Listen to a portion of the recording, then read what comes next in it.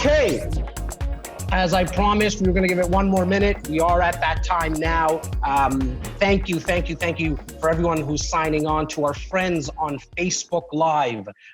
Shout out to you guys. Thank you for joining us. And thank you for being part of this Brunch with REC experience, the first one that we've done virtually. As I was mentioning just slightly a minute ago off air, that we generally do live events and we serve a lot of food. So for our friends and our new friends that don't know who you see on the screen, my name is Jas Takhar. I'm the co-founder here at REC Canada. Along with me, my good-looking Greek friend, my business partner, my brother from another mother, Simeon, aka Simos Papailias, co-founder of REC Canada. Been business partners for 15 years now. How are you doing, my man? I'm doing really well. Once again, good morning to everybody who's just logged on. I believe we are going to get started. Yes. It's been a busy morning setting up for this. As far as I'm concerned, because I had to get a few lights in here. The room, my office, is typically not. It's not the best lit. It's kind of a relaxing and darker room for me to focus. We get to hear your beautiful voice. I think that's the most important thing. No, but we got to go now. We're good to go, man. Yeah. So talk to me, Simos. What do you got for brunch today? What are you eating? And I know it was your beautiful wife that cooked it up. So what do you got over there? So first and foremost, this is a cheater's plate. I've already had a small bowl of cranberry cereal at about 6:30 this morning. I have, since COVID, I have actually prioritized trying to eat a little bit better and make some healthier choices and kind of hit my home gym as much as I can. Nice. And I am getting a pretty positive result. I'm down about 8 pounds since this whole thing started, which is a big deal for me. And I'm going to try to shed some more as we have more time to focus on myself. And hopefully that becomes routine, as they say. If you stick to it on a certain amount of time, it becomes routine. So that's my hope and aspiration for COVID. But on my REC brunch plate, I have a freshly baked croissant from Clemente Bakery, a Portuguese bakery. That's down the street. Shout out to Clemente. Yep. A shrimp croquette, which is a Portuguese pastry. Shout out to this Portuguese pastry. Shout out to Portugal, which was the last place I visited in a pre-COVID world. And some delicious crisp grapes. Awesome. And so, guys, let us know what you're having. I myself, for the last approximately 18 months, just don't really have breakfast. I kind of break the fast, so to speak, around 11:30ish. So this is a little early for me to eat. I generally do a coffee and kind of hot water throughout the day, or just some water. But today I thought I might I wanted to bring a little bit more energy. So I have a fresh plate of just fruit. Kiwi is my favorite fruit. I had to get it off the counter because my kids have been eating all the kiwi in the home. Mentioning kids, guys, both Simos and I have a 6-year-old and a 4-year-old. Simos has a 7-year-old and a 5-year-old. So excuse us if they run around behind us. Who knows? One of them in my most recent videos was running around a little naked behind us. So excuse us if that does happen. But I'm sure a lot of you know and are going through the same thing. There's been so go ahead, Simos. No, it's already happened so many times when Gabriel's coming into crazy. Like, I'm still taking crazy meetings with business development and everything else, and you just see little Gabriel. I call him little Jeezy. He just runs in. Hello. He has no shame. He doesn't care. As he shouldn't. As he shouldn't. Right. So we thought this. We knew we needed to, in fact, reach out to our friends. We've been getting a lot of questions. Hopefully everyone's been getting our emails, our texts, if you're part of the text community. First and foremost, thank you for your time, because even though we're all kind of at home, there's still a lot of stuff going on just with kids and family. There's a lot of webinars happening. but you decided to join us today. And so we definitely wanted to thank you, not only from Simos and I, but the whole REC Canada. There's a lot of our core staff that's online right now helping in the back end. So if there's some internet problems and the web, there's some problems on the web, we do have a team in the back end, Steven, Tyler, Laura, Luke helping us out, making sure that if there's some type of disconnection, just be patient. We'll get it up and running again. This is being recorded, so we will definitely be sending this recording out within the next couple of days. Please feel free to share it with your friends and family.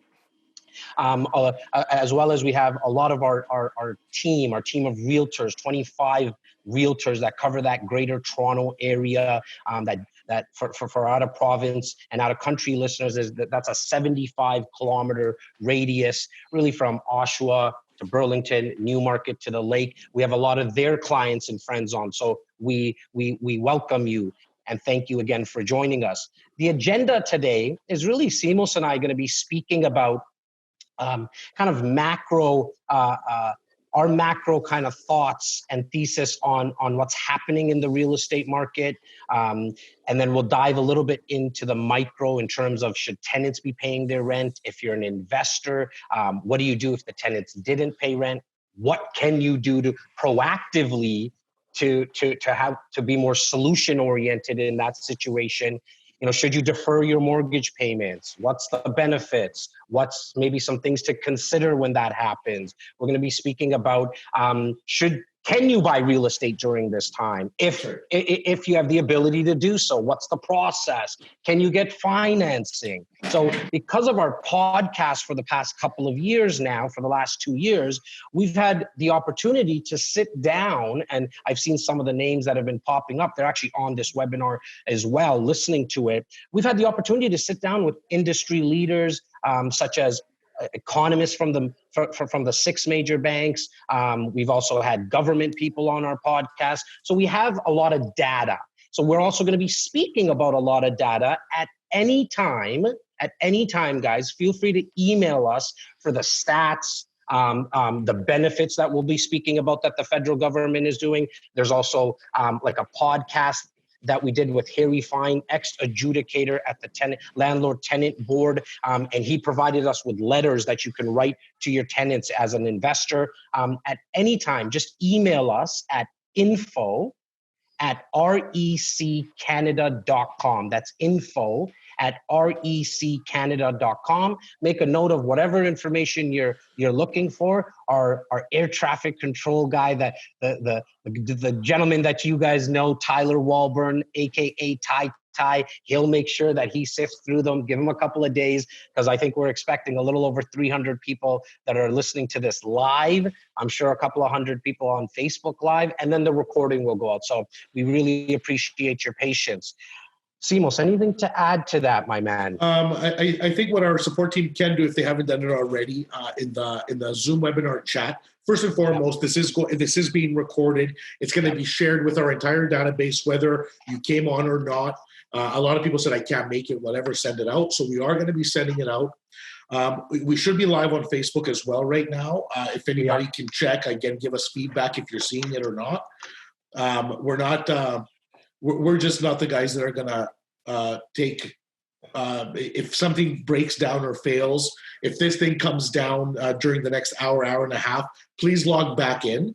We're not so fancy where we care. Like if something happens, it is what it is. Like we're here first and foremost as community leaders. I think all of our clients are community leaders. They're all landlords. They're all people who have taken kind of a hands-on approach to managing their life and their goals and what they do.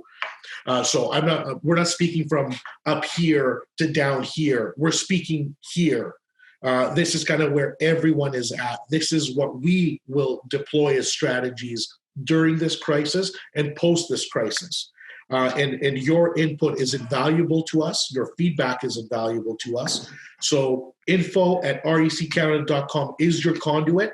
If you're part of the text community, you can also hit us back there. If you're not part of the text community, I'll make sure Jas covers that on how to join and where to go, because it is kind of a direct link. And I just really also wanted to add that in terms of the agenda, Simos and I are going to we're going to try to keep this to 30 minutes. If anyone knows Simos and I, the one thing that we're really good at is going way over time. So with that said, though, we're going to try to keep this to 30 minutes, and then we're going to leave time for Q&A. And the way that you would get your questions in, and Tyler is watching for questions. I know Simos is on his end as well, is just throw them in the chat. And we're going to, we find after doing 15 years of webinars and live events, the most value that attendees get is through the Q&A portion. So we're going to try to keep our talk to about 30 minutes, and then we're going to open it up to Q&A. Let's get right into it, Simo. So I think if like right now at the time of this recording, we're sitting at Saturday, April 11th. If we go back to about, I'm going to say about 3 weeks ago, the big buzz and the big concern from investors, and then also the push that was happening from very small group of tenants, okay, was surrounding rent payments, okay? It was a huge concern. I feel we got past it. In fact, the stats came in, and we were actually lucky enough to sit down and listen to Benjamin Tal, who's one of the leading economists for the last 20 years in our country, and he was mentioning that 80% of tenants they paid their rent, but now we're coming up to May, like. We're right around the corner from May 1st. So now I think we might start to see that 80% slightly drop, perhaps not, and there's some options. So let's start there, Simos. What, as a tenant, do you need to pay rent, and should you pay rent? Okay, so there was mass confusion in the beginning. That the fog surrounding the whole rent issue was clearing, but also the attention came off it because it's past April 1st. So it's not getting as much attention as the buildup in anticipation to it.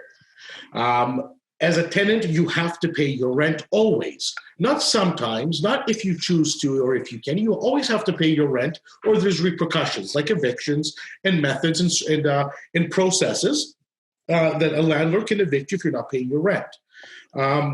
Life happens to everyone. Before COVID, people lost their jobs. People went through turmoil in their lives. And I mean, bad things happen to good people all the time.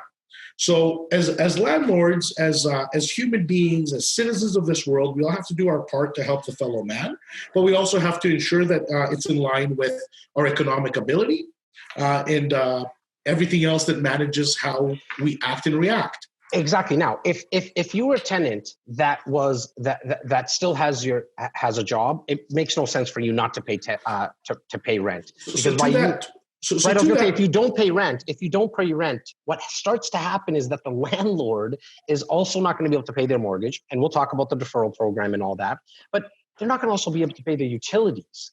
That's going to create a problem for you as a tenant personally. You might not have lights on, and so if you have a job, then it almost, you could shelf the conversation. I really want to speak to people and tenants specifically that say, okay, well, we lost our job. Now, thinking about it from that perspective, there's a lot of benefits that are available. But you were going to add something, Simos. So we did two big interviews surrounding the subject. I was in touch with Kayla Andre from Ontario Landlords Watch. You were able to bring a former adjudicator to the Landlord and Tenant Board, Harry Fine. Both are friends of the REC and both brought immense value, and they explained what was happening at the time. Since then, I have spoken to two separate lawyers, and I'm going to give you an exact 100% of what is happening today in Ontario with your tenant in reference to COVID. If your client is employed and can pay rent, they need to pay rent. As a general statistic, on April 1st, 80% of tenants paid their rent. So people thought this was going to happen, that was going to happen. It didn't. 80% of people paid their rent. Now let's talk to the 20%, and let's talk to the landlords directly. If you did not get your rent, it is still your obligation as a landlord to file the N4. You file the N4, you get it served to your tenant, and you've done your piece. It's going to be up to your tenant when their hearing comes, and it will, whether they don't pay 1 month, 2 months, 6 months, just like any other tenant. When their time comes, they are going to face the board in a hearing. And if they can't prove that their income was lost due to COVID and they took advantage of the situation, they're going to be the losing party in that hearing. Their credit will be affected.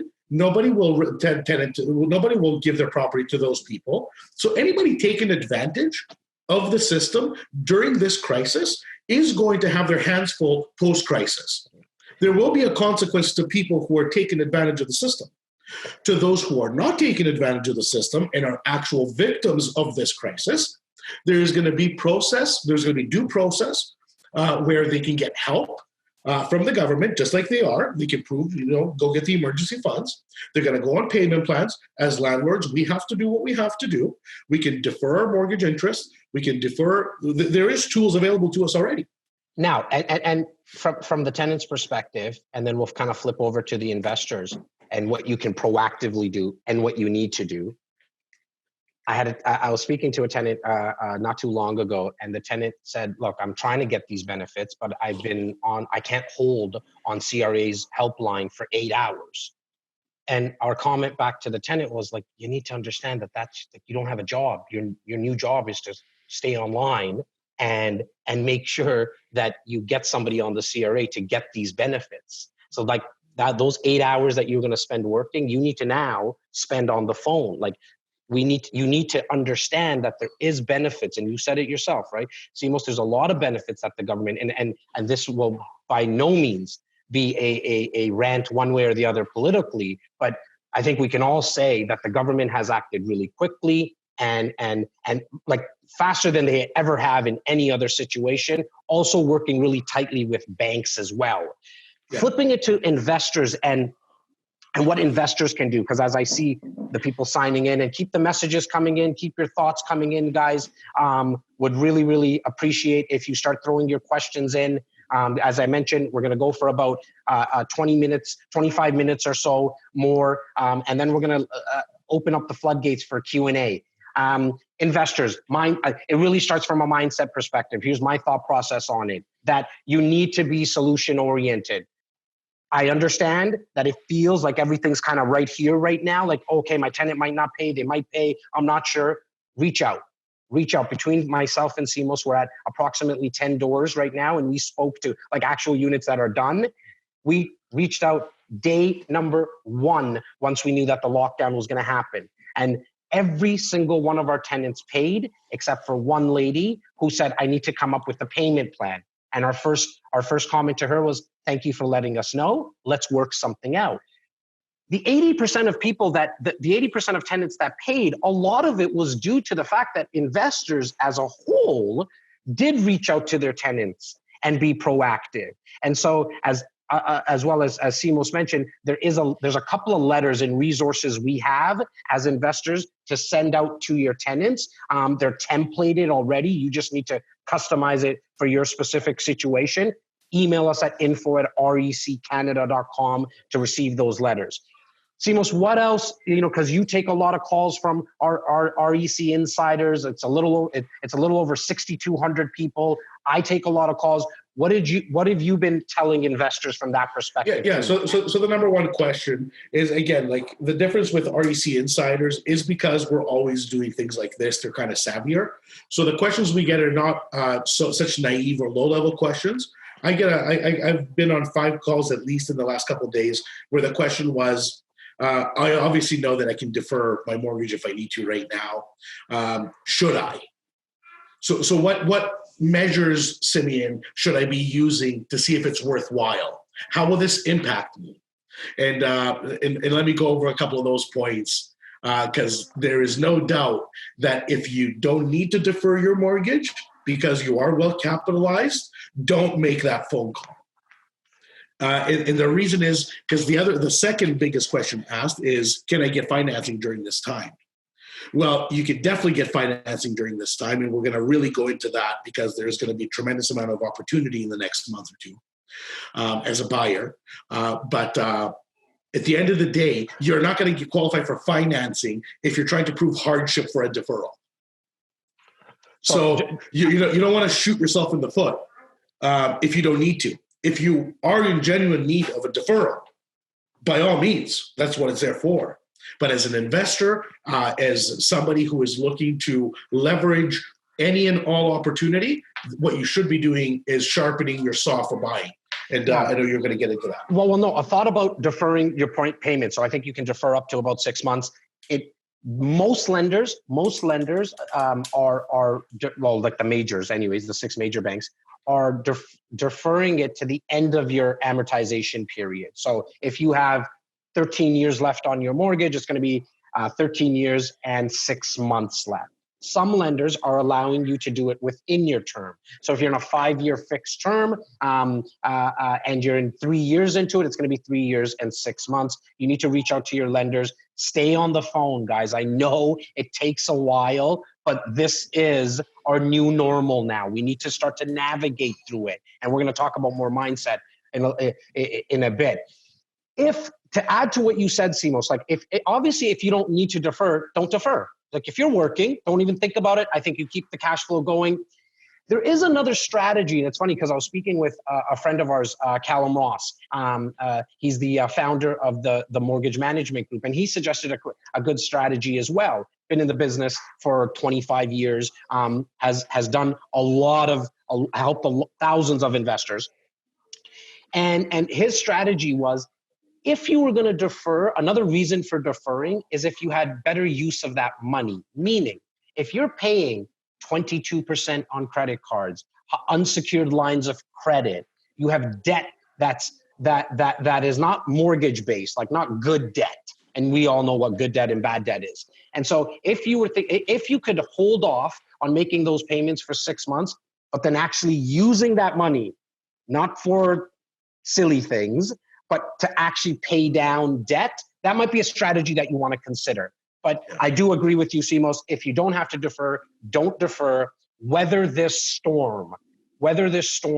We all, with COVID, and this is kind of our opinion, because Simos and I have obviously spoken as much as we possibly can during this time, and we've kind of come to the agreement that from our business level, like we have a team of 25 realtors, we have a core staff of 10 that we pay, and from a business level, we have the mindset that we know that there's an end to this. You can say we're in a recession now, but there's an end to this. Once there's a vaccine, we know that the economy is going to come back up again.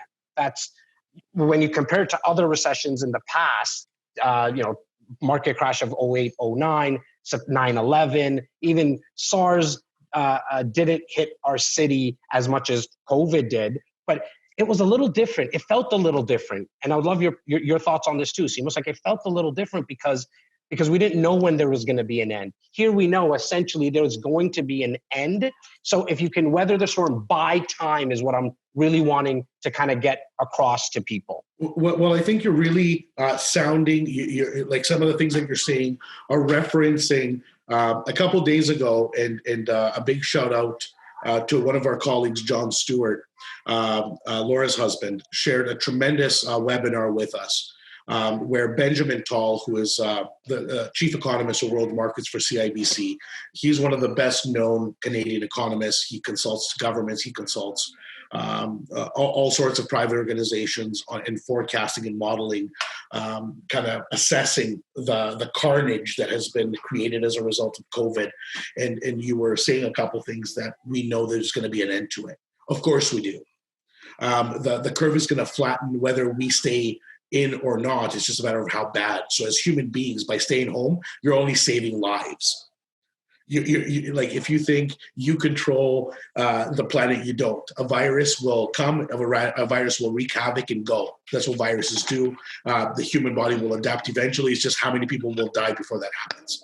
So by staying home, by doing all these things and doing the right things, we're helping our species survive at a better level. We're not going to mourn more loved ones. So it is very important for social distancing. But what he was saying is the difference between the 2008 global economic crisis was caused by actual failure in mechanisms of lending, of failure in banking practices, in speculative practices. Here, we were in a very healthy economy. he was talking a little bit about, and I'm not going to go into it because I'll just go on forever, but he was talking on some high-level stuff that the world was functioning, and bang, somebody threw a wrench in it, and now it's stopped. It has to stop. The world will have to adjust to whatever new realities come across from it, but there is an end in sight. What he doesn't want it to see was that the minute that we get some liberty back, say like we see the first wave down, we don't create that second and third wave of the epidemic, which will cripple the economy. It's not going to be going back to normal. It's going to be going to the new normal, i.e. long waits at airports. Stores will start to reopen. However, you're not going to, it's going to almost feel like how grocery stores do now, right? There'll be lineups. There'll be a certain amount of people allowed in at the same time.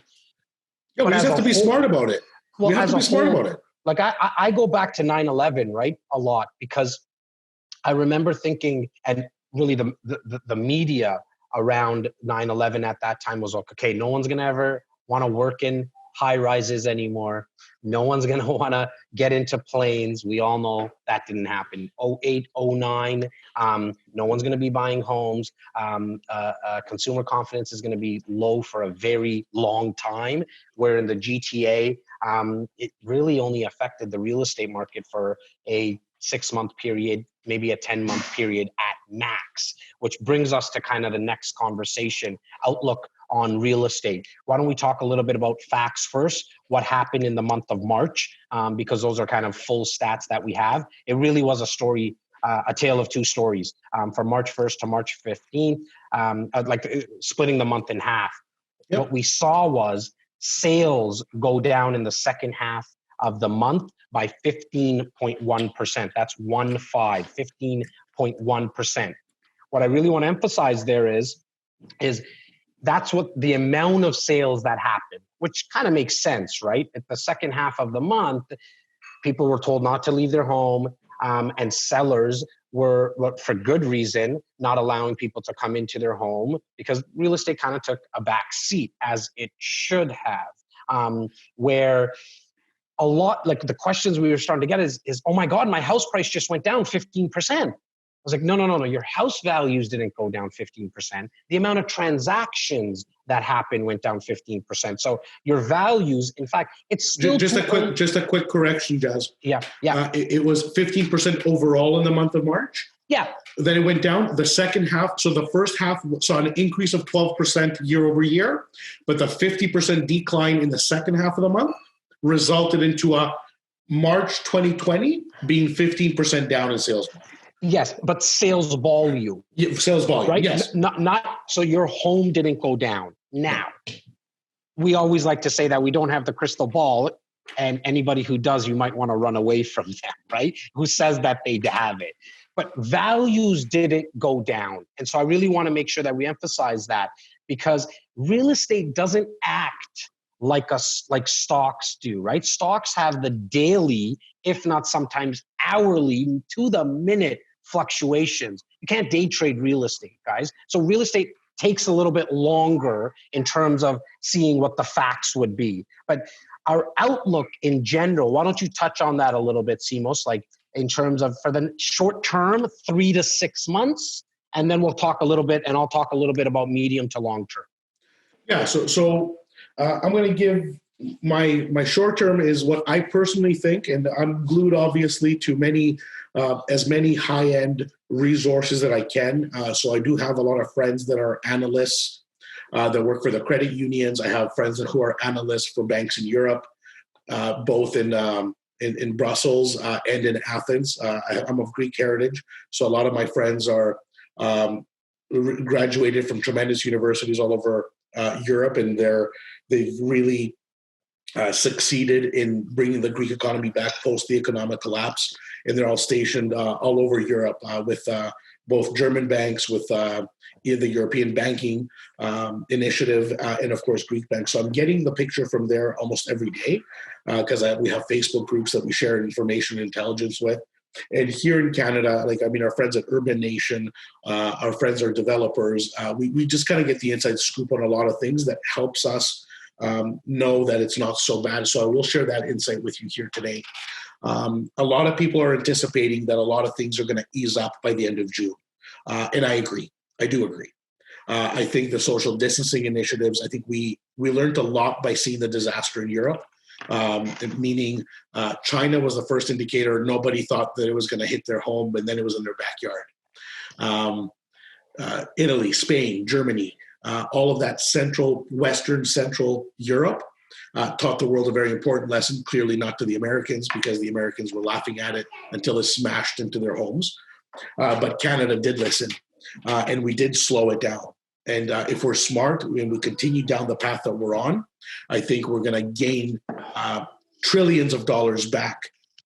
Forget just the health implications that we're staying alive. We're going to gain back our lives sooner than anyone else if we take it slow.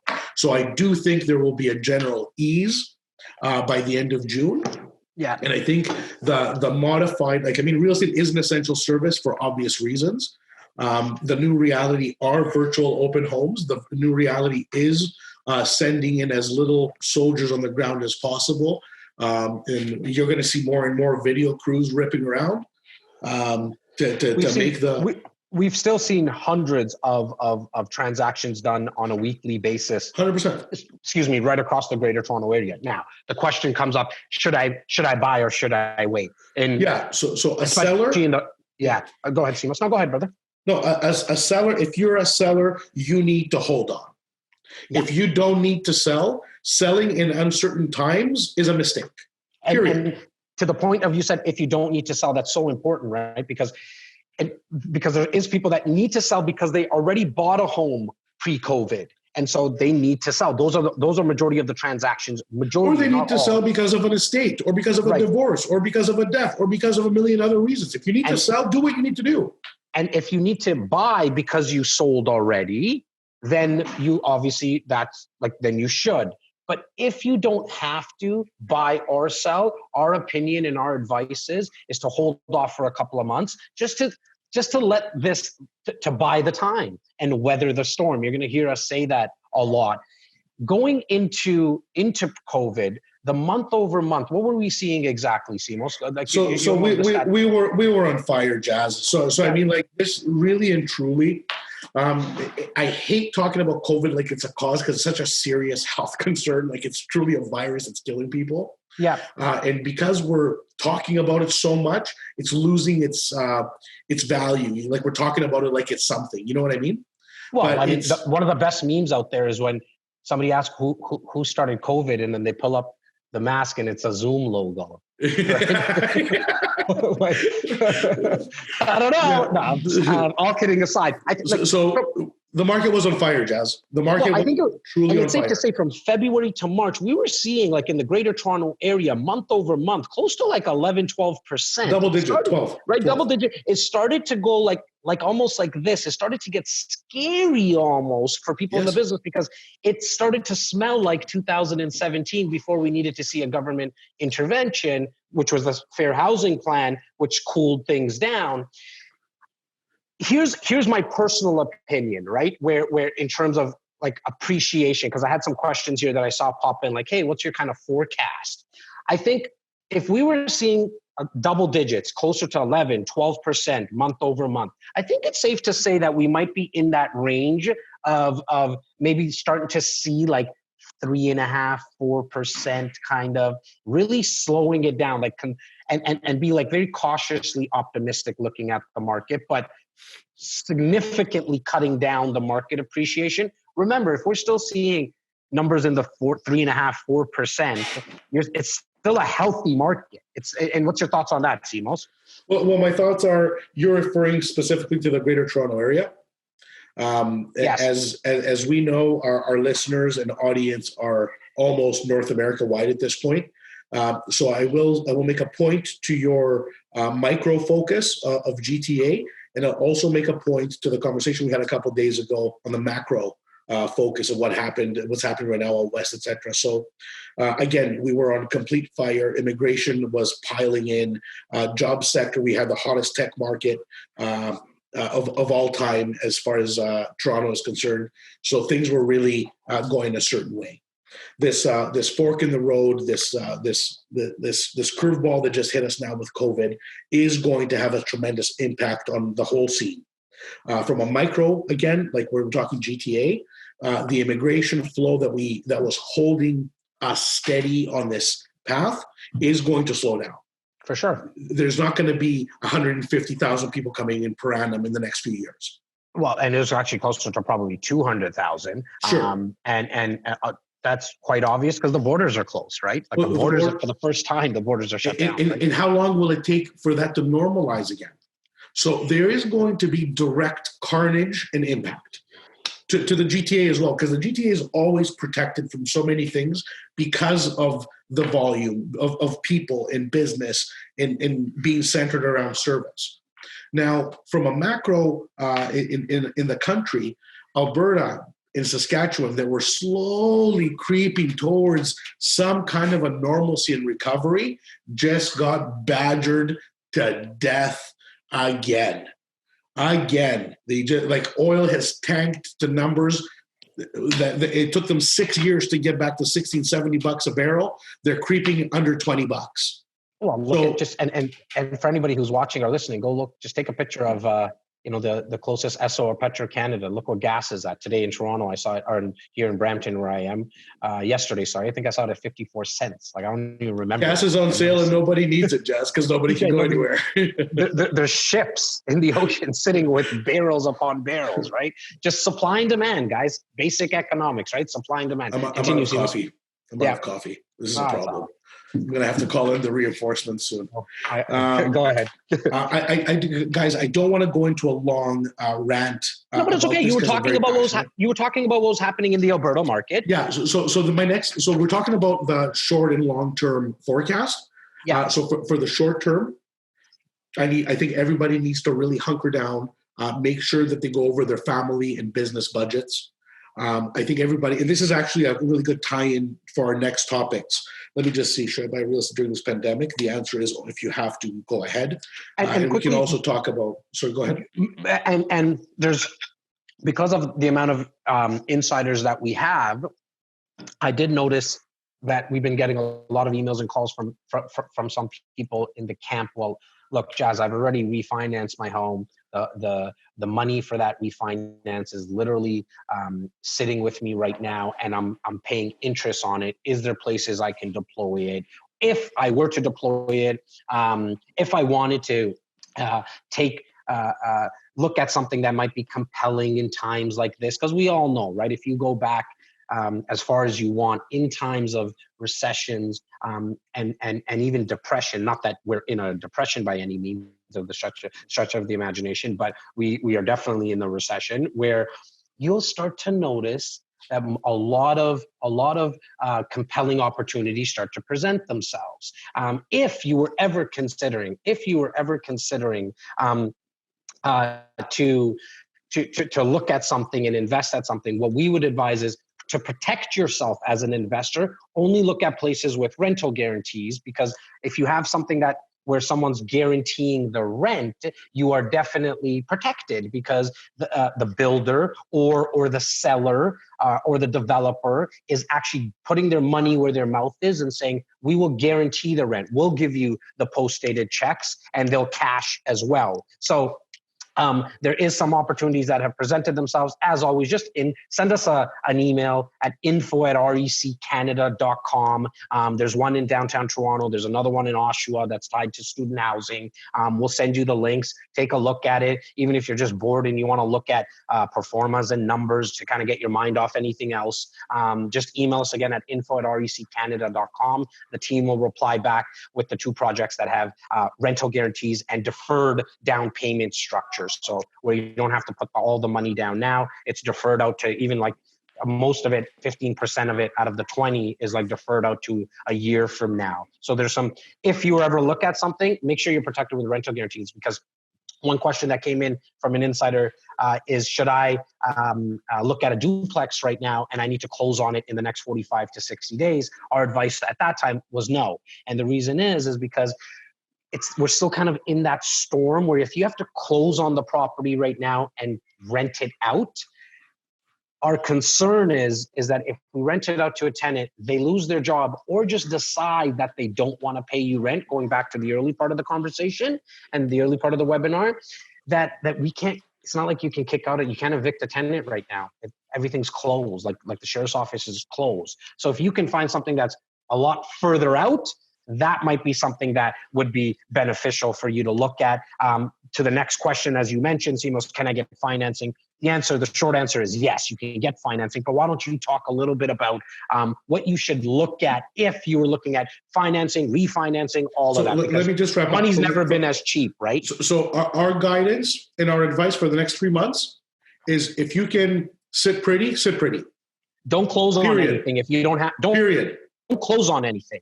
Period. Yeah. If you see a deal so opportunistic, it would hurt your heart not to take advantage of it, by all means act on it, but please give us a call. I don't care if it's in Surrey, BC, or if it's in Toronto. Get a second look at it. Make sure that there's not an underlying factor why the unit is in such a price, such as environmental. There's so many different things. Just shoot us a quick email, info@REC Canada. We'll gladly take a look at anybody's deal anywhere and give you a second opinion. No cost. But our short term to conclude is sit down, relax, get your bowl of popcorn, watch what happens, and we're going to be doing consistent analysis as we go on. If you need to sell, engage professionals that are busy during this crisis and kind of understand it and have deployed tools. If you're buying during this crisis, once again, make sure that all-star team is built and you have people that are engaged in the current circumstances. Marketing from before doesn't exist today. It just doesn't. You can't go out. You can't do this. You can't do the other. So like right now, there are very specific strategies that need to be deployed. And if you have to put yourself out there in the market right now, just give us a call. Simos, we have tons of questions that are coming in. So I want to go through really quickly the agenda that we promised our attendees today. Can you get financing? The answer is yes, you can get financing. We always strongly recommend that you work with an independent mortgage broker. And the reason is, it doesn't matter if you're looking at an investment property or a home for yourself. We always advise working with an independent mortgage broker because he or she works with over 500 lenders right across the country. They do all the homework for you, do all the research for you. 95% of the time, you don't pay them a fee. Their fee is paid by the lender that they place the mortgage with. And so it's unbiased information. Not that there's anything wrong with the banks. And we truly work with amazing people. So, and they work Canada-wide. Yes. So we can make a list of our recommended mortgage brokers, people who are doing lending right now. Not 2 months ago, now. Not that there's anything wrong with the banks, but the red bank's not going to tell you about the green bank, and the green bank's not going to tell you about the rates and terms at the blue bank. And so unless you have a strong relationship, almost like, back in the days where you would go see your banker and that was your banker. Like if you still have that type of kind of close-knit relationship, then by any means, don't try to change that. And we're not here to tell you to do that. But if you're just starting out, or if you've never dealt with an independent mortgage broker, we're not mortgage brokers. We'll give you a list of mortgage brokers that you can, and that that a lot of our clients have been happy with, or ask your friends and family for a referral or introduction. But again, they're unbiased, right? Because it's not their money that they're lending you. And so it doesn't matter if you get the mortgage from lender A or lender 362. They want to make sure that they get you the best rates and terms. What government resources are available for those self-employed and those laid off? We can definitely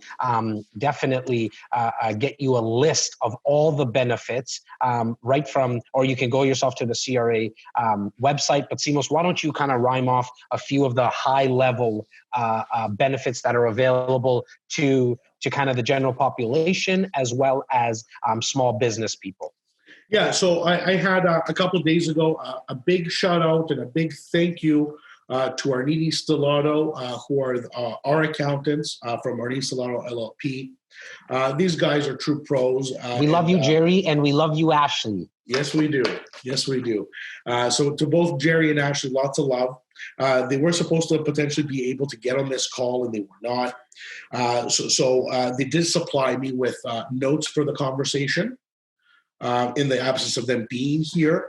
And a lot of it is the stuff that you've already heard on television, which is the Canada Emergency benefit and a few things. But I do want to elaborate on a couple big items that have kind of changed in the last few days. It started out with EI. Quickly within a week, it changed over to the $2,000 a month benefit.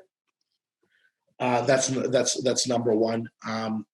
For businesses, the filing deadlines for taxes have changed.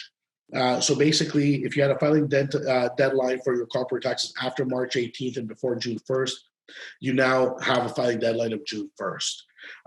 For others, for trusts, that's not too relevant. GST, HST has changed. So if you're in business for self, you are going to have specific benefits as far as that are going to go against your payroll deductions. Make sure that if you own a small business, before you pay your payroll deductions on the 15th of the month, make sure that you check in if you qualify with any of Canada's emergency benefits, because it can bring down your exposure to that payment, because deductions are always due, no matter what. So in this case, if you do qualify for specific benefits, they do take it out of your payroll deductions. So before you pay that amount on the 15th or before, because it is next week, make sure that you check in with your accountant to make sure you don't qualify for some of those small business benefits.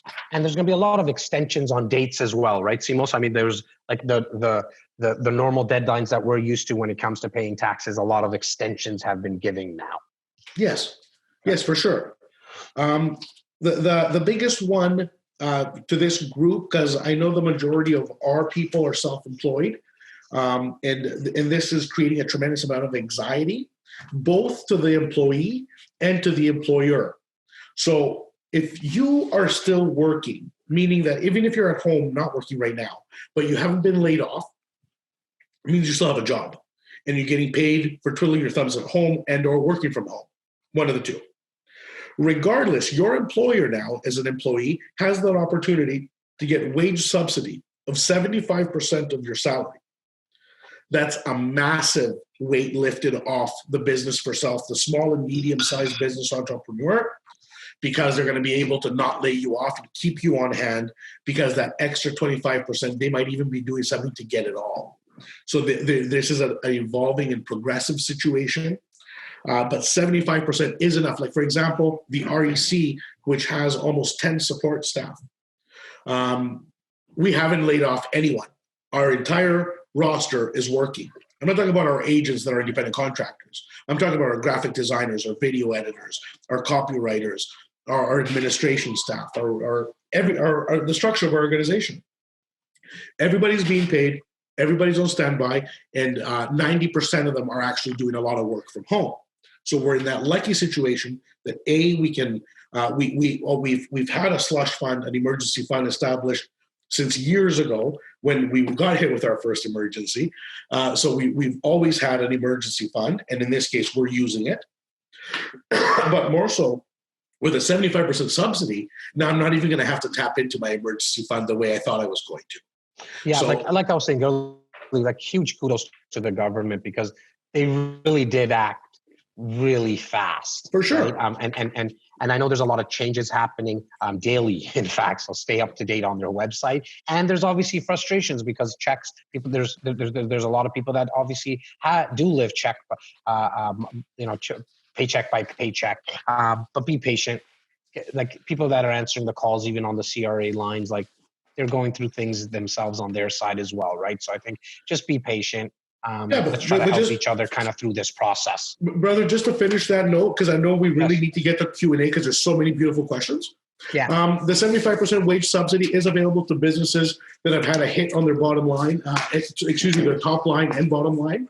Yep. And provided you can either prove year over year gross income reduction of 30% or more, or if you want to use January and February in reference to March. So March 15th is when this all kicked in. So if your March was affected, which clearly every single business was affected, they're just going to have a tough time proving it, and they're trying to find a way to fix that. You're going to be able to take advantage of this incentive. And it's big. It's very important to both employees and employers. We're closely watching it because we're going to be using it for sure. Our performance has been impacted by more than 30%. I can tell you that we're down 80% in volume because 20% has to transact. And we're telling the rest of our clients, you're not going anywhere, just hang tight. So we're seeing a massive decline, of course, in volume of actual transactions in our group. And we are going to be leveraging the government emergency funding for small business. Jazzy, are you there, bud?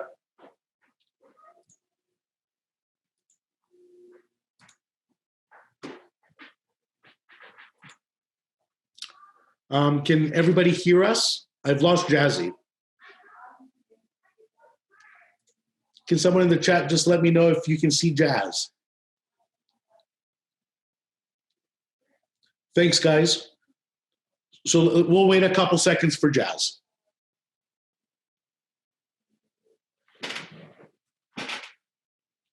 And I'm back. Thanks, Jazz. Everybody right away told us. That's great. Thanks, guys. What a group we have here. Love you guys. What a group we have here, man. We're back up and running? Yes, we are. All right. So I don't know where I lost you. No, you just froze on us, buddy. And all right. I asked the room. I was like, "Is anybody see Jazz? Can you guys hear me?" But Jazz is frozen. Like, yeah, Jazz is frozen. But I really do need to know this, Simos, and everyone else. Was it a good frozen picture of me though? Because sometimes you get some odd ones on. It was. I've been doing really good with it. I've been getting like some good, awesome like frozen pictures. Oh, it was a blank screen. I've been told. If you got some courage today, I beg you to ask the ever-going contest of us. You know exactly where this is going. Well, look, you always pick small rooms full of your friends. This is a big sample. We have over 300 people on this call right now. This has been going on for 15 years. Who's the better looking co-founder of REC Canada? Yes. All right, there's the question. I asked it. I did it. Like I wore my best shirt today, REC shirt. I didn't want to. Oh, we're getting both. You are both awesome. Okay, thank you for that, guys. Love the ego boost in the morning on a Saturday. Is it okay if I jump right back into some of the stuff that I really wanted us to cover, Simos? I'm saying so. Unless you have anything else on the agenda, I'm saying we go straight to Q&A. But go. Well, there's one or two things that I just want to make sure that you and I get out there, and then we're gonna jump right into a Q&A. Deal. Our guys are too nice. You know why, Simos? Because they're both saying both of you. It's a tie. Oh, now people are naming people not like it's not you and I. There's a Tyler that came in. There's a Laura that came in.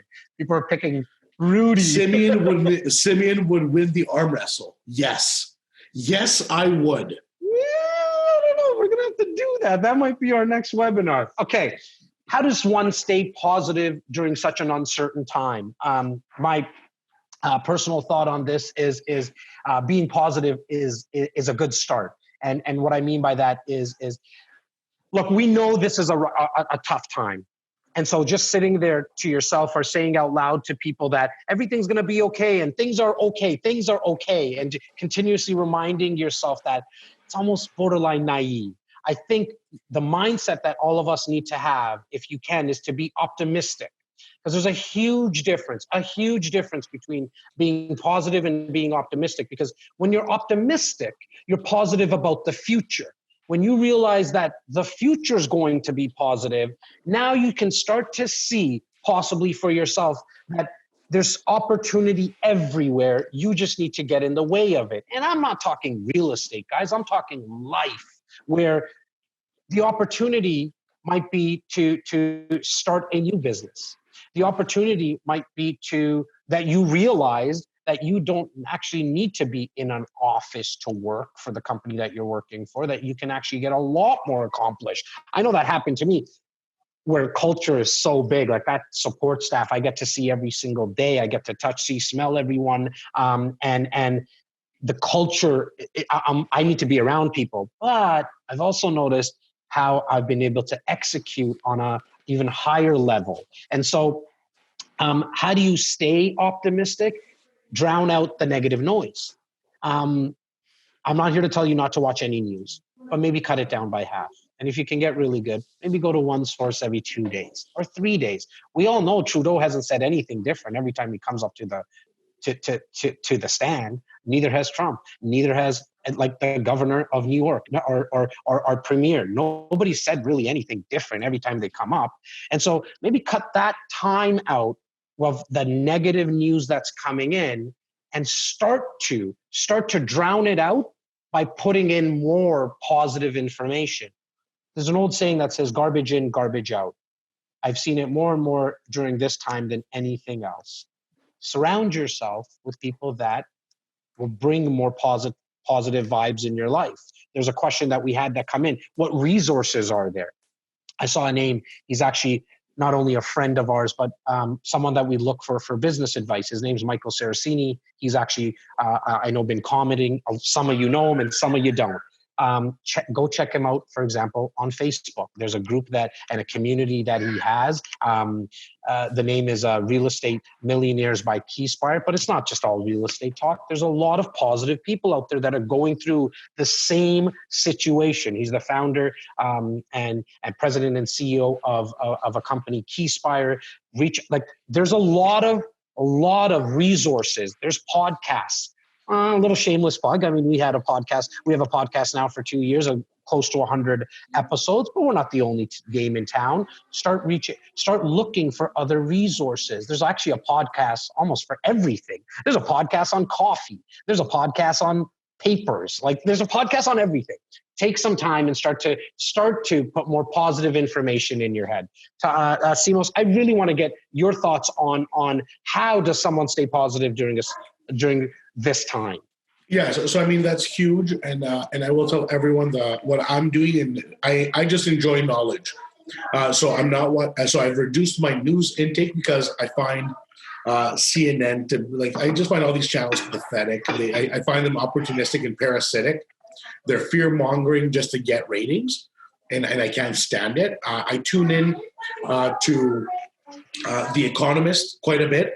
They're writing some amazing articles that are global. So if you like to get understanding the picture, understanding every new case of COVID is not going to help you. It's just depressing. But understanding what the world governments are doing, what world bodies are doing, what leaders are doing to address the situation puts your mind not only in perspective, puts you at ease that people are solution-driven and working towards a solution. So if you're going to watch news, look at a bigger picture news. What I'm personally doing, is I took on the initiative to watch what I eat and try to work out more. So that's number one. You do look better, buddy, and I'm not just playing. You do look a little bit better. I truly appreciate it. Yeah. Number two, so I'm doing the lifestyle change there. Number two, I'm trying to finish my broker's course, which is one of the requirements that I have for my real estate practice. I'm doing some extra courses, so I'm trying to do that. I'm working on the back end of our business, meaning really fine-tuning some of the Excel dashboards that we have and kind of reinventing the back end for our core business, which is protecting our bottom line, what we spend money on, what we don't. All the initiatives, all our relationships with our partners have been retouched. Our receivables, we know exactly where every dollar is coming from and when. So I'm doing a lot of stuff for our business in the back end. I've registered for Masterclass online. Masterclass is, and Bobby was telling me about it, Bobby Pume, our Director of Operations. And I looked into it, and I'm going to actually get us an REC membership so any of our people can log in because it's that kind of a membership. So it's going to be an info at REC Canada membership. There's a great course offered by Yale's most attended class, The Pursuit of Happiness, I think it was called. Don't quote me on that. It's a free resource. It's a 10-week course. Just search happiness course, Yale on a great site, google.com, happiness, Yale course. And it's a free course. A lot of our team members are taking it as well. Sorry, Simos, go on, buddy. Nothing, buddy. So that's what we're doing. So I mean, if you need some ideas, I can share. But I'm working on myself.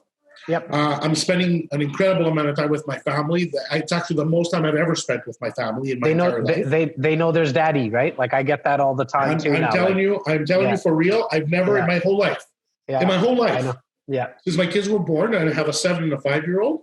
I have never spent this much time with them. I'm homeschooling my kids now. If anybody's wondering about that, I'm using iExcel, and I'm also using iExcel.ca. which is an online educational tool. It's the best one I found, and I looked at them all. And I'm also using Caroline bought online these Canadian provincial Ontario curriculum or Canadian curriculum, whatever it is, where it guides the kids through exercises. So we're actually splitting the time teaching our actual kids school. Do I like it? No, because it takes a toll on my day and what I'm able to accomplish in my business. But I'm homeschooling my kids and I'm spending an incredible amount of time with them, and I like that. That's awesome. So there's a give and take, but it is what it is. Like, this is where we're at. Something always has to give, right? Two quick tips from my perspective. One, if you're in business and you're still you're still working and your company's still open, but you're working from home, I can go back to the first 2 days when we were going through this process, and I didn't shower right away getting up like I normally would have. And those days weren't as effective. And since then, same thing. I get up every single morning. I went back to my normal routine, except I just don't take a drive anywhere. I sit at this seat. And it's really been something that has helped me to be effective.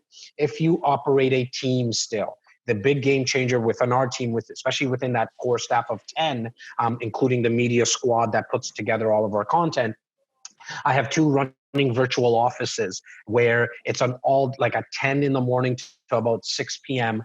Kind of the normal hours that our staff works, where we're working together virtually still. So it's kind of like this. It's just an open, really Zoom conference room, or one of the other ones is like a Google meeting or Google Hangout or something it's called, where we're still able to throw ideas off of each other. The collaboration's happening. The creativity is still continuing. And at the end of the day, I think what it's really helping with is that I know that if I needed to just chime in and ask Tyler something, or vice versa, or Laura, or Luke, everyone is there. We all see each other, but everyone's working away at whatever we're trying to do. But we all know that we're in this together. Awesome. We are gonna go into Q&A. Give me 1 second. We have 3 people that raised their hand, Jas. Okay. Why don't we take these 3 right now live, and then we'll go into the Q&A. Just before you take these questions, I just wanted to remind everyone again, in case you're going off of this call, because it is 11:35, 11:40-ish. Simos, this is the best that we've ever done on time. And so info@reccanada.com for any information that you're looking for. Please, even if you need someone to maybe help pick up your groceries, we have a team on hand. We want to help. We really, really want to help. And if it's someone that you just need someone to talk to when whatever you're going through, please understand that we're here to help. Just reach out to us, because we would hate if something happened 6 months down the road and for some reason we found out that you didn't think that there's somebody that you could reach out to. We here at REC, we are here for you to reach out. It does not need to be real estate related. In fact, it's like the exact opposite of that. But if you're looking for some of the stats that we spoke about, those rental guarantee projects we spoke about, any of that, it's info@reccanada.com. Let's go into live Q&A, brother. Okay, so there's the Q&A section, guys, and there's a tremendous amount of great questions there. We're going to go through and answer a lot of them. What we're also going to do is I'm going to have Ty and maybe Luke, after, if the ones that we don't answer, go in, look for duplicates, and they're going to make us kind of a Q&A summary, and maybe we'll fire off some videos to the entire database on the most asked questions. Yeah, that's a great question. Okay, so I'm going to go into the live where people have raised their hands. Naveen Chitravanshi is going to be allowed to talk now. Naveen, you are unmuted. Go ahead. Naveen, I think you need to unmute also on your side. She's unmuted. Okay. There it is. Oh, hi. How you doing? Good. You guys? Great. Thank you for joining us. We really appreciate it. This is my first time joining in this chat and this podcast. There's a first for everything. Yeah, it's very informative, like lot of information. Thank you. Yeah, I do have quite a few, I was just asking about my tenants. So far I got the rent. One of my tenant rent due on 8th. and she hasn't called me yet. I'm not sure that the check is going to go through or not because there's a long weekend. Have you reached out to her? Yeah, I have. The check is not bounced yet. Okay. Because of the long weekend. So I was just wondering, should I reach out right now or wait till? Sure. No. Hey, look, don't be reactive. Don't be like for us. Don't be reactive in anything you do. But in this specific situation, you need to be proactive. In fact, like once this finishes, you need to pick up the phone and call her. And if she doesn't pick up, send her a text and send her an email. And you're asking the question, hey, Mr. and Mrs. Tenant, just checking in. Is there anything that you need from me? Are you still employed? Did we need to work something out? Be proactive, Naveen. Okay. We got 100% of our rent paid, except for one person. So call it 95%. Except for one. She made person. A partial payment. Okay, and she made a partial payment of $700. I think her rent is at $2,200 or something. Simos, 2,100. And she's already came out with a payment plan. So you need to reach out, buddy. Okay. But also remember, Naveen, be a human being. If you do call them and you do reach out and they aren't going through craziness, just remember who you are as a person, and based on your circumstances, act accordingly. This is a time to band together as human beings as well. Yes. And Naveen, email info@reccanada.com right now and ask for the tenant letter, the template tenant letter, and and the videos that we put together. Okay. Okay. All right. Thank you, Naveen. I'm going to put you back on mute. Thank you for joining us, and we appreciate your comment. Thank you. Great. You're all right. Thank you. Jas, next up is Amar Betty. Amar Betty, you are unmuted, my friend. Amar Betty, are you there? I think it just takes a little bit, because even Naveen took a while. It's the first time doing this part. Unmute more. Disable hand promote to panelists. Let me see here. Unmute. It's so funny. I don't eat breakfast, but now if you give me anything to eat before that, like now the machine's on. Now I can eat everything I see. I finished the whole food plate.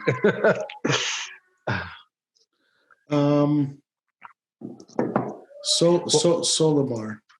While Simos is bringing people on live, guys, let us know if you would like us to do this on a weekly basis. And do you want us to bring panelists on? Please let us know now. So, because then this gets into the recording, so we know what to do. Would you like us to bring on panelists? And if yes, thank you for that, Brian. Thank you for that, Dave. Yes, you want us to do it weekly. Keep this coming in. If you want us to do panelists, put some names down. Put some topics down. The one thing that Simos and I, really the team behind us, is fantastic at is being relentless in trying to get and reverse engineer really what you might be looking for. So let us know if you would like this to be a weekly. Would you want it to be panelists? And which panelists would you like? What topics would you like to cover? Jazzy, we don't have anybody with raised hands right now. I see it. Yep. So I'm just going to move. I had Solimar Farrell. Solimar, if you can hear us, I'm trying to allow you to speak. Either I'm doing something wrong or I'm not sure. If you put your question in the Q&A. Oh, sorry. Hello? Are you there? Can you hear me? Yes, Solimar. Okay, I figured it out. Welcome to the REC Brunch. Thank you for being here. How can we help you? How can we provide you with some value? Yes, I'm trying to renew my mortgage for one of the properties, and then I'm debating regarding what term, and if I take fixed term or if I take variable rate. And then the situation is that now the variable rate is low, but then I'm concerned that if I take variable rate, then the interest goes up in 1 or 2 months, then I will not be able to get a good fixed rate, because the fixed rates are a little bit lower, are lower also. Then what is your perspective about what should be the best strategy now? Because I was thinking, I had a fixed rate, like a 3.55 something, and then now I have the opportunity that I could get a variable rate at 2.8 7, something like that. But then it's a difficult decision because I know that there are 3-year term, for example, fixed term that could be 2.8. Then what is your recommendation? Yeah, I know you don't have a crystal ball. But Simos, but I do. Wrong. You're wrong. Simos has the crystal ball, as you can see. I can see it, but I don't know. Here's kind of what we're hearing from economists and kind of off my conversation with Callum Ross yesterday, and obviously Simos throwing your thought processes around it as well. Rates increasing like by any significant amount is the chances of that happening in the next 18 months is very, very low. And so you can see that if you were to get maybe if you were to stick with a variable rate, because it's so low right now, I think there's offerings of about 2.3%, 2.2% right now on a variable rate with some lenders. You might want to, if it all depends on your risk tolerance, right? Like, are you okay with that going from 2.3% to 2.8% in 18 months, or 3.2%, 3.3%? If you have the stomach for it, then you might want to lean that way. But if you're going to lose a lot of sleep and it's going to add stress to your life, then you're probably better to go in with a locked-in interest rate and set it and forget it, and don't worry too much about it. And that 3-year mark, you said, what were you getting the 3-year offered at? I just wanted to make sure. 2.85, something like that. Come on, guys. That's insane. Great rates. Yeah. So if you go 3-year at 2.85, I think you're gonna be really well off, and you're gonna be happy. So my thing is, I'm a member of so many WhatsApp groups and Facebook groups. The amount of people I see commenting, I got a 1.82 rate. Who can beat that? Guys, this isn't a competition. It's like people make a mockery out of the system. Like with rates at 2.2 or 2.8 or 3.2, we're talking about the lowest rates in the history of lending. If you can get a fixed mortgage at 3 points or less, you will be able to sleep like a peaceful little baby for years to come. I was if you like to. Go ahead. Sorry, Simos. If you want to leverage the 2.1s and the 2.0s, go ahead, because for the next 2-3 years, all joking aside, you don't need a crystal ball to know that the rates are not only going to remain low, they're probably going to go lower. I hope not to see negative interest rates, because it just promotes inflation. I hope it just stabilizes where it is, but you don't need a crystal ball to understand that the economy needs a stimulus. Bank of Canada did say that the them going into negative rates is not even something that they hope so. Foresee. Yeah, they made some strong statements around that. And again, Benjamin Tall, who we take a lot of heat from, believes the same. So I do hope not to see that. But if anybody's talking right now, should I get fixed or variable? It's a matter of comfort, as Jas was just discussing. Do what's right for you to be able to sleep at night. But just take it easy. All rates right now are ridiculously low. Don't compete. Oh, my buddy got 2.1. I shouldn't lock it, or I should wait. Just stop. Yep. Be happy. Be comfortable. You're very welcome. Thank you very much. Thank you for participating, Solimar. Hang in there. We'll answer some more questions. I do see Catherine Rowley, who I met with in my office about a month ago. Where's Catherine? Let's get her up here. It's Catherine related to the beautiful Melissa Rowley as well. She actually is. Rowley. Catherine Rowley, welcome to the REC Brunch, girl. How are you doing? Good. I've been on my elliptical and I'm exercising, trying to get some movement in my jammies. That's it. There's nothing wrong with that. Well, you're amongst 200 plus people right now. Go ahead. Oh. Little trainer. Tenant. I have a property and I'm doing a legal duplex in Guelph. I'm really having difficulty renting. Any suggestions? I have an agent who's posting it on Kijiji, Panda. I was thinking of doing Kijiji and paying and putting it up at the top. How long? It every day. Oh my God. How long has it been? probably about a month now. A month. How many people have seen it? 2 virtually. 2 virtually, and nothing obviously came out of those 2. No, 2 couples wanted it with a kid, and then they dropped off the face of the earth. And people will respond asking information about it, and then she never hears anything back. High level, low level. High level, you need to just deploy patience. You yourself need to just be patient. I'm the queen of patience. Awesome, right? awesome. Low level, you might want to consider a slight price drop, which maybe allows, okay. And like, what number is it at? Is it at a round number, like $1,500? Like, what's the number? What are you trying to rent it out for? We're at 19 right now. Okay, so I want you to go $1,890. Okay, because when it just comes in slightly better in searches. Okay, and yes to paying it on Kijiji. I need to get it up on Facebook. Get the realtor to put it up on MLS as well in the board. You never know. Right now you need to throw everything up against the wall. Everything. Okay. All right. And like go kind of guerrilla style marketing is a term that we use. May I add something? Somebody just piped in on the Q&A, guys. I've seen some people offering first month free. We posted our rental on both Kijiji, Facebook Marketplace, and 90% of our responding came from Facebook Marketplace, says Diana Spremo, excuse me. Joe Loria, thank you, Artie, got to run.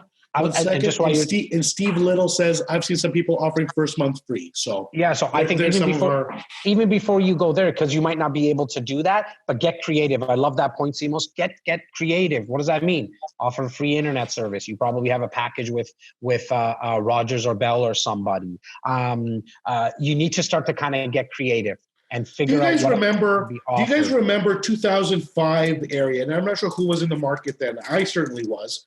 Back when they were giving the free 24-inch LCD TVs, when you sign a 1 year, like we might have to go back to some old school incentives, guys. I don't think it might, Simos. I think we're here. Like, it's time to start thinking outside the box. It's really, you need to start to think outside the box, period. Did that answer your question, Catherine? Yeah, it does. One other thing. Awesome. Can you converse with tenants? I have senior tenants in Mississauga. They don't have internet. They do have cell phones. Their daughter contacted me saying they can't pay rent for May and June. Don't cash the checks. I need to send a letter back to them. Can I converse with the daughter on behalf of the parents? Because normally email and text is not something you can do according to the landlord and tenant board. Yeah, look, I think in the situation that you're in, any conversation right now, it seems like the daughter is kind of the person to communicate with. So I would say get the conversation started with her and figure out, can we do a payment plan? We actually even served an N4 as well, right, Simos, for that one? Yeah. For the one, so I would serve them. Harry Fine, ex-adjudicator, made a fantastic point. He goes, look, serve the N4, because when the sheriff's office open and the landlord-tenant board opens up again, you don't want to be at the bottom of the pile. Serve it. Let them know why you're serving it for that purpose. Be upfront and honest with them. And look, we are serving this. It all comes down to the reason, because we don't want to be at the bottom of the list, and this is formality. We need to do this. But I don't think there's anything wrong in having a conversation with her at any time. Shoot us an email, and I can make a connection with not only Harry Fine's group, but a couple of other paralegals that have reached out to me, and they really want to help. And I can make the connections for you, and Simos can make the connections for you. Perfect. Thanks. All right. Thanks, Jas. All right. I do see, Catherine, I'm putting you back on mute. Again, thank you. Enjoy the rest of your morning with us and without us, of course. Bye for now. You too. Bye for now. Take care. I have, who's here? Tyler Walburn and Marcia Bofau. Oh, Marcia. Bring Marcia on. No. What I was going to do is I think Tyler just wants to tell everybody how much he loves them. I'm gonna give him a minute to just tell the good world. Get on board. Get on over here, Ty. Go ahead, Ty. Hello, everyone. Can you hear me? Yes, we can. Why can't we see you, brother? because he's not a panelist. I don't know how to do that. That's okay. You know what? My quarantine beard's getting pretty long. Ty, you there? Oh, can you see me? Wait a second. okay. We're trying. Oh, okay. Keep on There talking. you are. There you are. I figured it out. Yeah. Hi guys. Hello. Now look at this. Hey, Simos, look at this. This is my quarantine beard. It is getting very long right now. Great job so far, guys. We had a few questions on our Q&A portion. Go, buddy. Pull it up. You moderate for us. You know what? Ty. So if that's what you want to do, I wouldn't. There's nobody that can do it better. So let's let Marcia let's wait until the end speak. for that. So just mute yourself 1 second, Ty. Perfect. No, where's Marcia? And just to everybody, while Simos does. Marcia, are you there? I'm here. Can you hear me? Yes, we can. Hi. Hi, gentlemen. How are you? Great. Simos, Look at Jas's smile. I love you. I have a business crush on this guy. I love you. Okay, so somebody just won. Jas, it's over. What's going on, girl? How are you doing? Like, is everyone safe? Family safe? Friends safe? Yeah, we're just, I need to adopt the simian attitude towards health. I think we took on we have lots of food, let's eat. So we need love that. We need to take on the let's do some exercising now. So we'll start that today, I guess. So Nice. my question. I'm getting letters to say that a couple of the condos that I invested in are the dates have been pushed out for obvious reasons. Yep. But they have these checks with post-dated checks that they're planning to withdraw based on the original dates. Yeah. Will these dates be adjusted, or will they pull the checks out? So, And originally said they would. Awesome. Great question. And for anyone who's listening, because I know there's hundreds of people that have invested in and purchased pre-construction condos with REC. And so I hope everyone is listening. The question that Marcia asked, in case you had a hard time hearing her question, was if you've already given deposits, is there a way, like, are the builders going to be cashing them?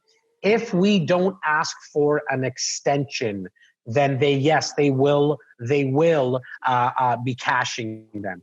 Marcia, to your point, and to everyone who's listening and watching right now, if you have done this with us at REC, you need to send us an email, info@reccanada.com. Sit tight for the next few days, because already there's been like at least, I think, 160 emails or so that's flooding our inbox, but we are going to get to every single one of them.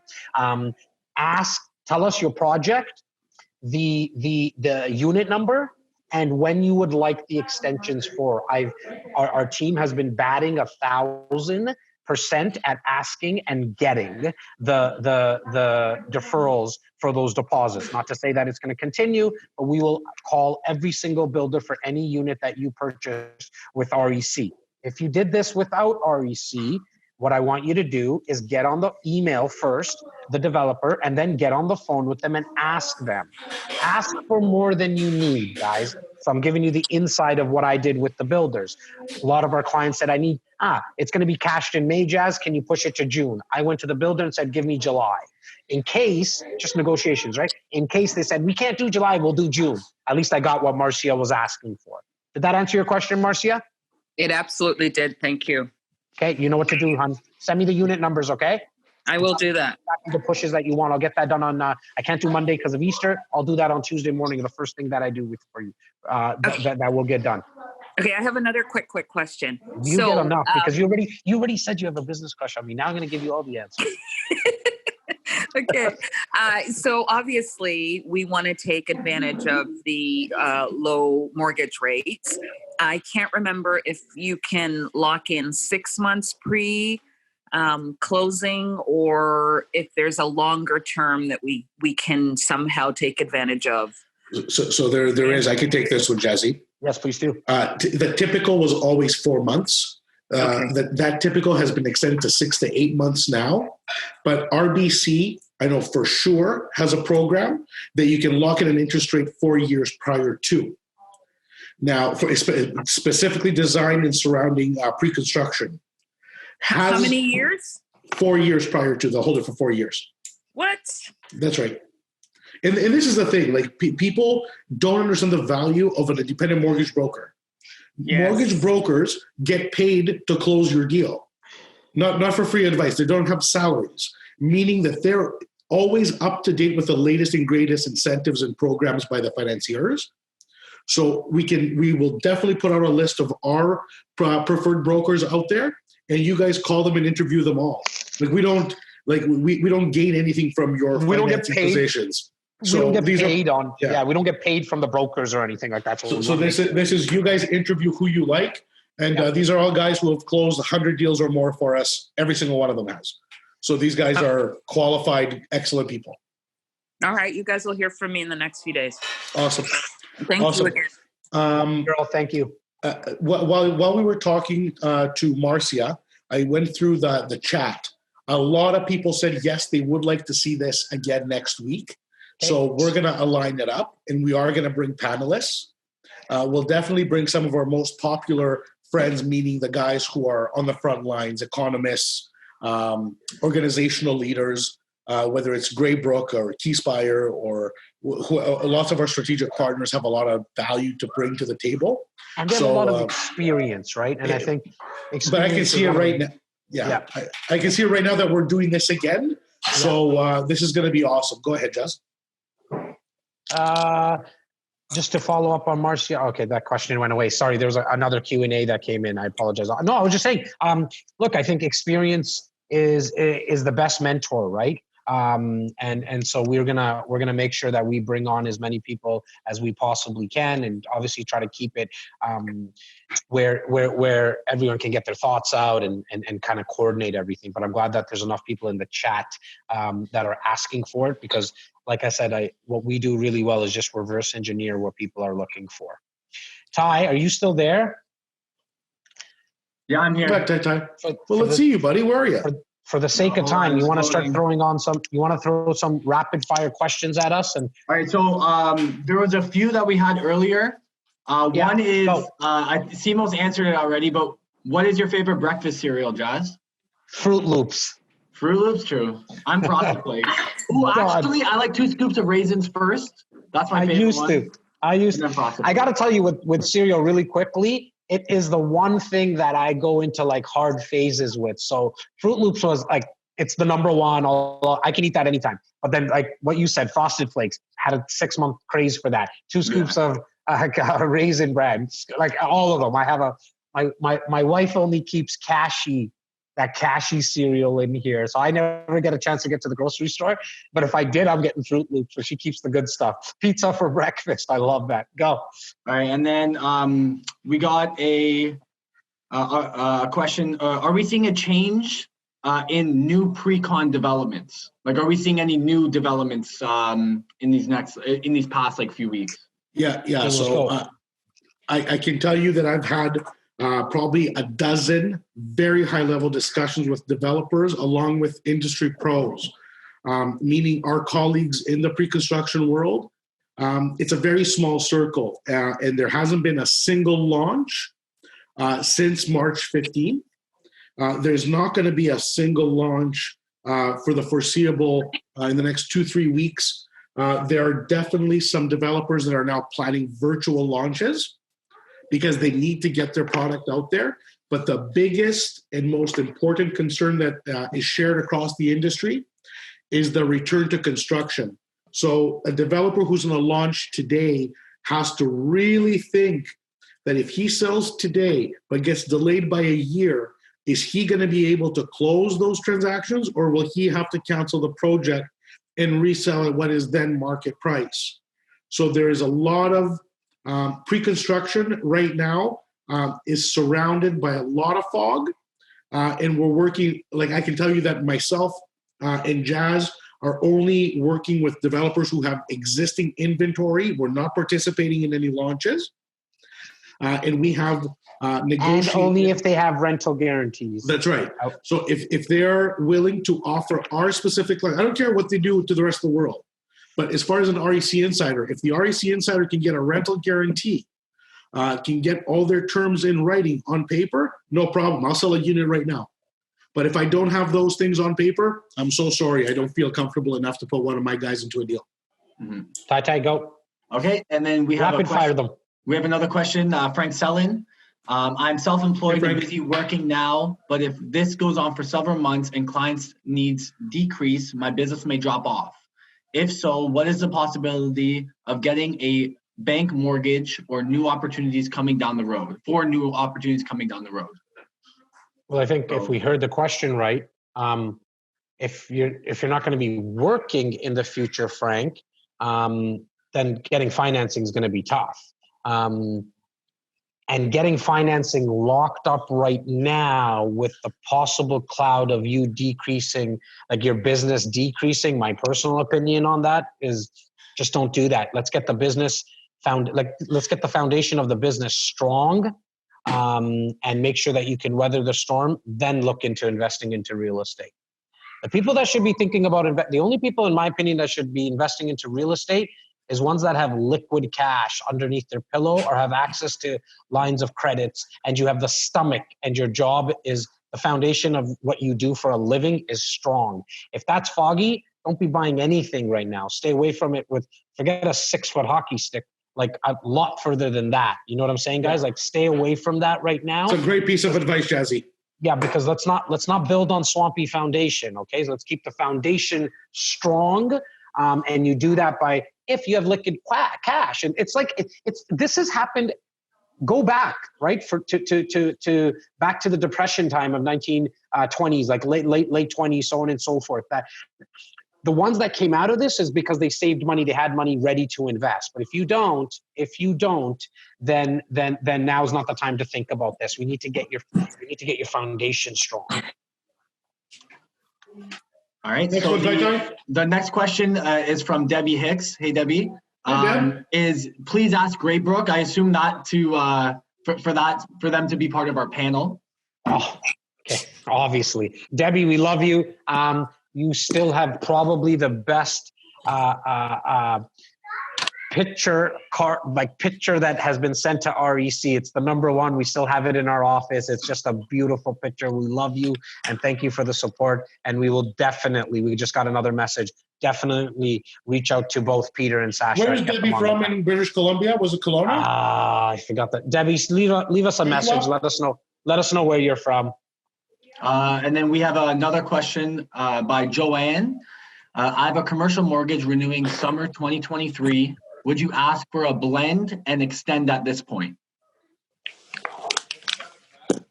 Simos, I'll let you take that, buddy. Commercial boy.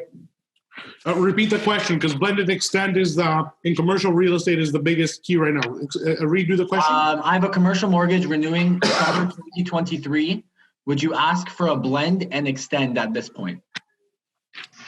No. So just so everybody knows what a blend and extend is, because it's multifaceted. There's a blend and extend on the commercial retail leasing side. Excuse me for 1 second, guys.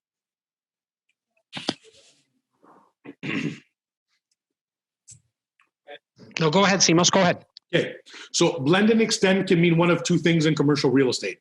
When we're talking about blend and extend from an interest perspective, that means that you are either on a variable or a fixed, and you're trying to get into the other.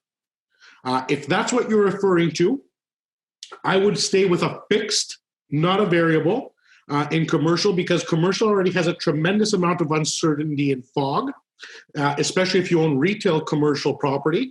I would stay away from anything variable. Let's start eliminating X factors and stick to something that you know for sure will be the case. If you're referring to blend and extend about your leasing, if you have commercial property, and for example, you have a restaurant, a convenience store, and a dry cleaners in there. All three have been shut down. Let's say, for example, so they can't pay you their rent. What do these people do? What a lot of commercial landlords are doing right now is they're blending and extending, meaning that for the next 3 months, you're only going to pay your TMI. You're not going to pay your net lease. You're only going to pay your property tax and common area maintenance, or CAM. Your actual net is going to be tacked on or blended over the next 12 months. So if you were, just for easy math, if you're paying 10 grand a month, which is 120,000 a year, you're going to take 30,000 of that, and you're going to divide that 30,000 over 12, which is going to add, let's say, $2,500 a month or $2,800 a month to the other months. So instead of paying 10 grand a month in 3 months, you're going to pay 12.5, and for the rest of the year to catch up on those arrears. Some are exercising some forgiveness, but blending right now and extending is definitely it's going to be the coin phrase of the year for commercial real estate. Perfect. And Jas, welcome back. Thank you. So Thank you. We Thank have you. Another question from Shannon Juan Porter. What structure do you recommend for a tenant payment? I think we have somebody off of mute. Oh, man. Simos, do you want to mute everyone again? Just to. I did, yeah. Okay, go, Tyler. Perfect. So what structure do you recommend for a tenant payment plan? So, for example, 50% on the first of the month, 50% on the 15th of the month, or, a different 40-60. What do you guys recommend? Is this for somebody who's just signing a new lease, or is this for like a repayment plan? Sorry. Let's say it's for a repayment plan. Well, first and foremost, make sure that it's documented what the payment plan is going to be, and that it's not a reduction. Do not ever write in writing that it's a reduction of payment, because then that can be deemed to be the new rent payment, okay? Mm-hmm. And so in terms of how it should be set up, I would always go the first of the month. I'm sorry, you did say, let's think about it from the perspective, Tyler, if it's a repayment plan.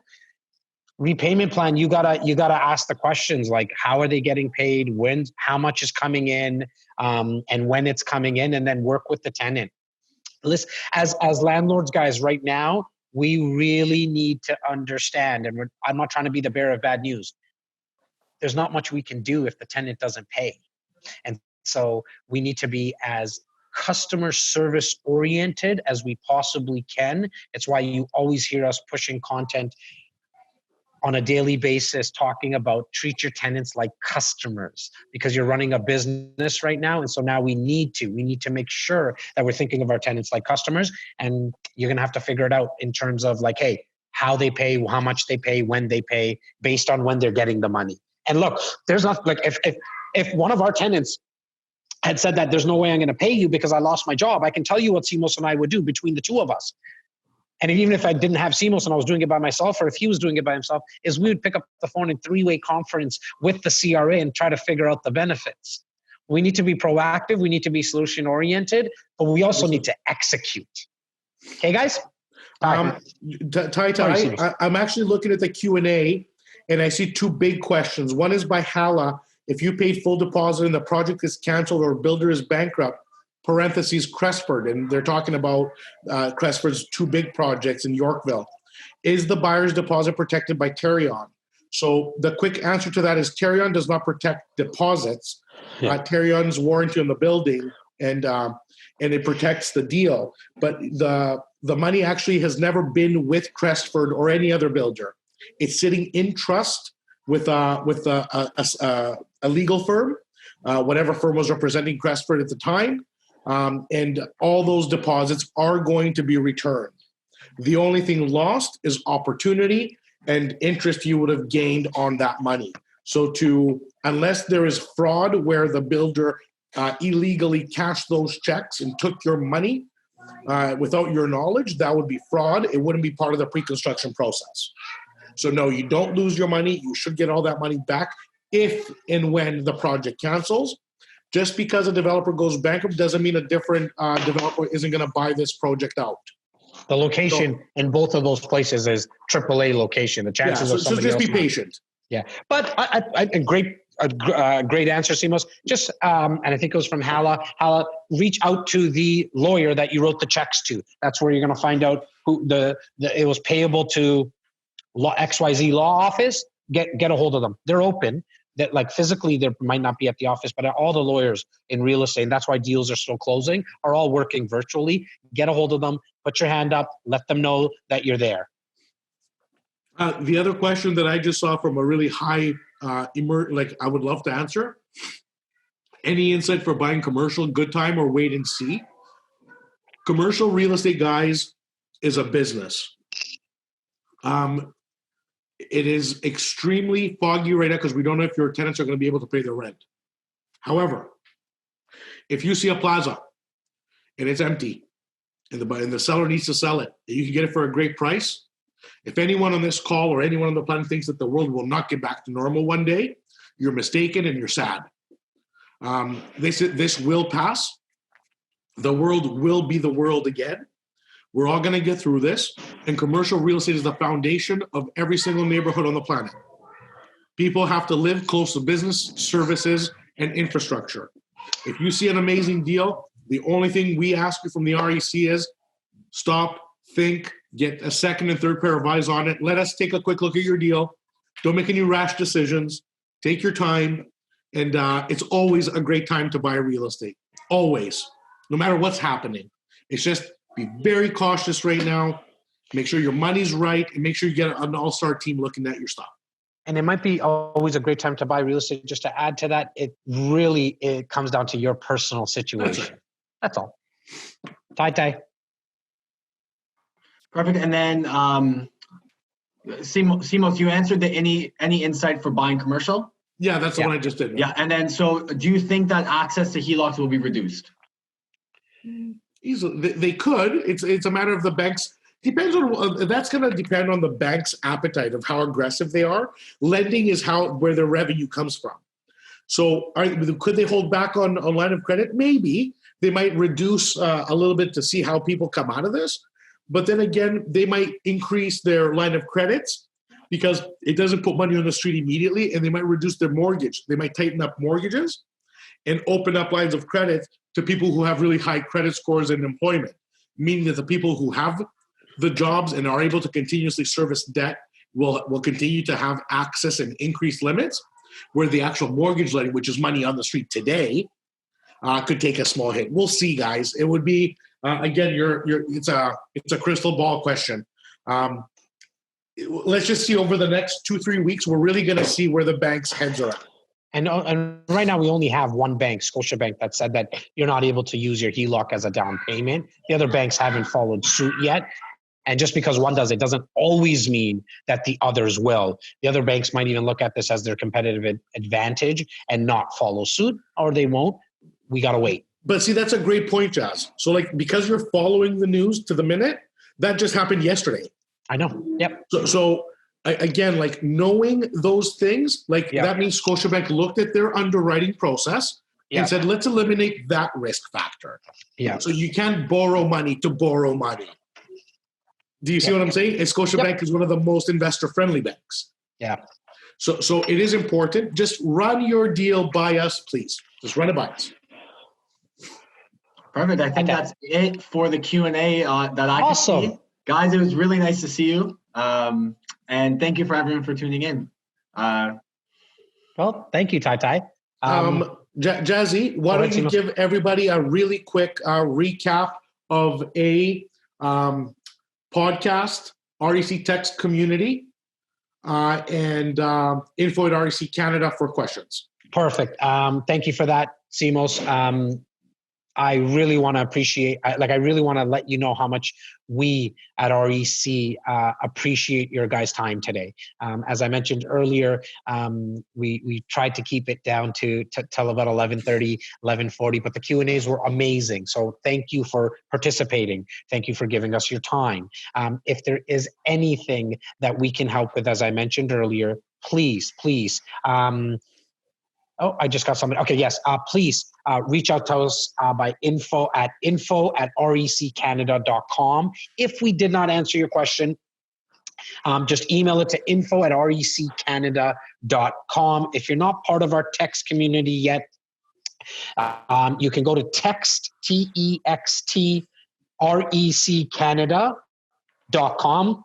You'll come up to a landing page, and you'll You'll just need to fill that in. And so give us permission to be part of the text community. The text community gives you access to exclusive content, market updates, and exclusive opportunities slightly before our REC insiders via email, approximately 24 hours before. And that's why we set up a little text community. But if it's just a question that you have from today's webinar, you want the recording from today's webinar, you want the exclusive rental guarantees that we have in place with 2 projects in the GTA, where again, the down payment is deferred over a period of time.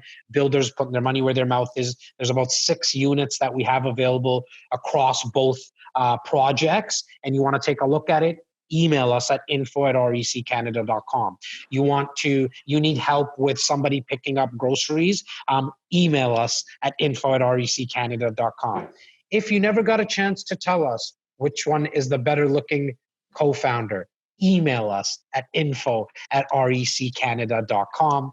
Weekly, we have a podcast just on any podcast platform or YouTube. Search REC Experience, the one that we just came out with, and it's going to be aired on Wednesday. Very, very excited. We sat down with a psychotherapist in Toronto who started a pro bono service with 800 other services. She did it in 3 days, 800 other therapists, where the Jas is the better looking. Thank you. Where frontline workers can go online and get the services of one of 800 therapists pro bono.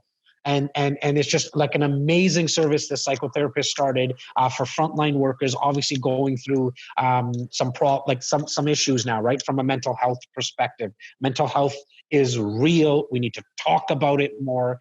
If there's anyone that you know that might have issues with it or problems, please go listen to this podcast that's coming out on Wednesday. There's all the descriptions will be there where you can also share it with somebody that you know that might be a frontline worker that might be going through some problems in the mental health field.